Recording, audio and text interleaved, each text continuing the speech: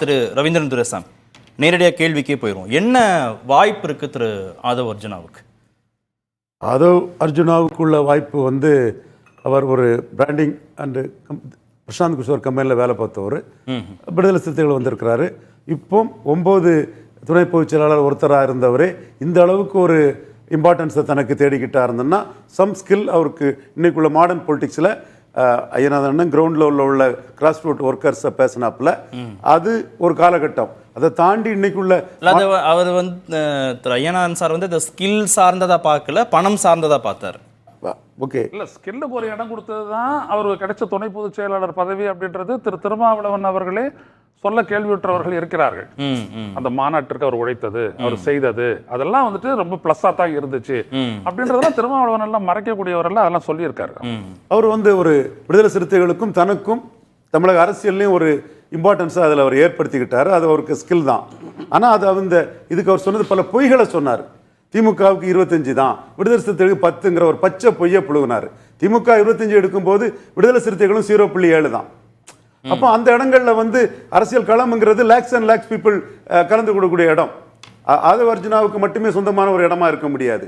பலரும் கலந்து விடும்போது அந்த உண்மைகள் வெளியே வரும்போது அவர் எக்ஸ்போஸ் ஆகிறாரு. இந்த உண்மை தான் திருமாவளவனே ஒரு முடிவெடுக்க சொல்லுது. நாம 0.7 தான், அண்ணன் வைகோ 0.9 தான். இது எல்லாமே ஒரு காம்பினேஷன் கெமிஸ்ட்ரியில் ஒன்று சேர்ந்து 53க்கு போய் 45% 3 முறை தொடர்ந்து வெற்றி பெற்றிருக்காங்க. இது ஒரு பெரிய வெற்றி. திராவிட இயக்க வரலாற்றிலே மக்கள் தலைமை எம்ஜிஆர், புரட்சி தலைவி முத்தமிழறிஞர் யாருமே பெறாத வெற்றியை ஸ்டாலின் தலைமையில் பெற்றிருக்காங்க. அந்த 1,40,00,000 பட்டியலின மக்கள், அதில் 80லிருந்து 90 லட்சம் ஆதி திராவிடர், அது முழுவதுமே திருமாவளவுக்கான விசிகாவுக்கான வாக்கு சதவீதம். ஆதவ் அர்ஜுனாவுடைய திருமாவளவன் சப் கேட்டகரைசேஷன்ல நாம் தமிழர் சீமான் அதை நான் ஏத்துக்கல அந்த கருத்தை. பட் அவர் சொல்றாரு அந்த கருத்து அருந்ததியருக்கு உள்ஒதுக்கீடு தப்பு, பறையர்களுக்கும் தேவேந்திர குல வேளாளர்களுக்கும் 5% உயர்த்தி கொடுக்கணும்னு சொல்றாரு. இதுக்கு அண்டர் கிரவுண்ட்ல பெரிய தாக்கம் இருக்குது. இதை மறைக்கிறதுக்கு தான் திருமாவளவனே இந்த இஷ்யூல சொல்லி திமுக கொடுத்தது அருந்ததியர்களுக்கு உள்ஒதுக்கீடு, கலைஞர் கொடுத்தது, நம்ம அதை ஆதரிக்கிறோம். அந்த இடத்துக்குள்ள இதை எதிர்த்து ஒரு முடிவெடுத்தா கூட்டணியே நிற்க முடியாதுங்கும் போது இந்த இஷ்யூவோட திமுக கூட்டணி ஜெயிக்கிறதா மேலுன்னு பெரிய இஷ்யூலே திருமாவளவனும் ரவிக்குமாரும் முடிவெடுத்துட்டாங்க போது ஆதவ் அர்ஜுனா இஷ்யூ எல்லாம் ஒரு இஷ்யூவா உங்களுக்கு. சோ அந்த கூட்டணி பேச விட்டு ரசிச்சாரு, என்ன நடக்குதுன்னு பார்க்கலாம், திமுக கூட்டணியை விட்டு வெளியே வருவது குறித்து திருமாவளவனுக்கும் விருப்பம் இருக்குன்னு திரு குபேந்திரன் சொன்னாரு. பேச விட்டு ரசிச்சாருங்கிறது மறுக்கிறதுக்கு இல்ல.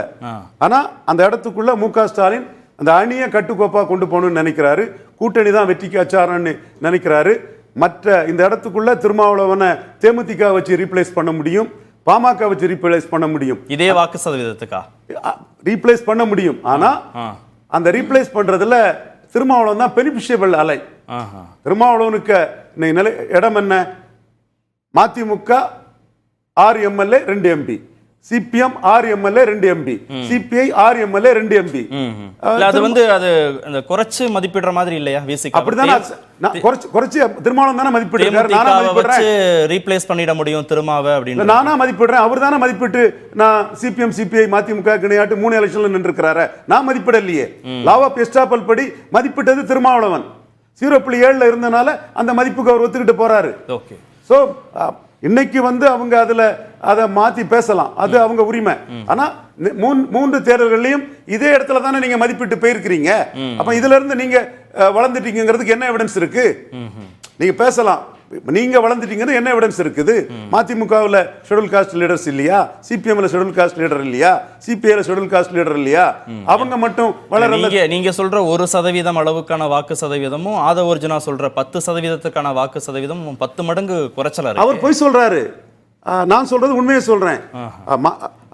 திமுக 25 எடுக்கும் போது 0.7 தான் விடுதலை சிறுத்தைகள் எடுத்தாங்கிறது 2016 தேர்தல் முடிவுல டேட்டாவை தட்டி பார்த்தா தெரியும். மற்றவங்க யாரும் தன்னை திருமாவளவன் இதை மிகைப்படுத்தி அவரை நம்ப வச்சு வெளியே கொண்டு வந்துடலான்னு ஆதவ் அர்ஜுனா முயற்சி பண்ணி அவர் வெளியே வரமாட்டாருங்கிற கருத்தை டே 1ல இருந்தே நான் சொல்லிட்டு இருக்கிறேன்.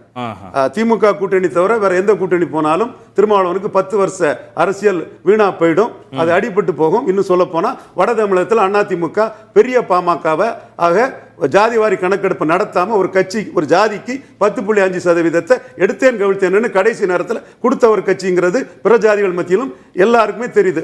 இப்போ ஆட்சியிலும் பங்கு அதிகாரத்திலும் பங்குங்கிற அந்த கொள்கைக்காக தான் நான் உறுதியா அரசியல் வேலை செய்வேன்னு திரு ஆதவர்ஜுனா சொன்ன பிறகு அவருக்கான சாய்ஸ் என்ன?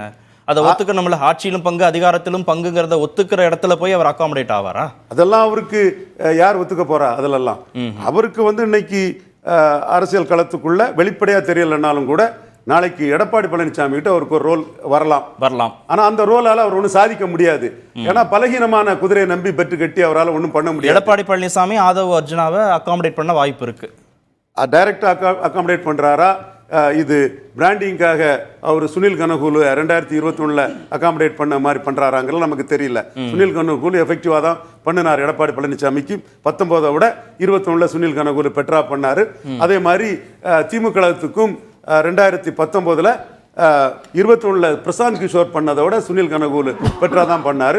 ஸோ சுனில் கனகூலுக்கு உள்ள அது தொழில் தான், பணம் வாங்கிட்டு தான் பெறாங்க. அந்த மாதிரி ஒரு ரோலை எடப்பாடிட்டு எடுக்கிறாரா, கட்சியில சேர்றாங்க நமக்கு சொல்ல தெரியல. அது அவருக்கும் எடப்பாடி பழனிசாமிக்கும் உள்ள விஷயம் தான். பட் எடப்பாடி பழனிசாமிக்கும் ஆதவர்ஜுனா மாதிரிப்பட்ட ஒருத்தர் அணி அமைக்கிறதுக்கு தேவைப்படுறதா நான் கருதுறேன். தேவைப்படுறாரா? கண்டிப்பா தேவைப்படுறதான் கருதுறேன். ஆனா அவர் ஏற்கனவே பல இடங்கள்ல போயிருக்காரு. விவசாயத்துறை அமைச்சர்லாம் கொடுத்திருக்காப்புல, நான் சீஃப் மினிஸ்டராட்டே ஆவேன், எடப்பாடிக்கெல்லாம் ஓட் டிரான்ஸ்பரிங் கெப்பாசிட்டி கிடையாது, 20% ரெட்டையில ஓட்டே உதயசூரியனுக்கு விக்கிரவாண்டியில போயிட்டுன்னு சொன்ன தகவல்களும் இருக்குது.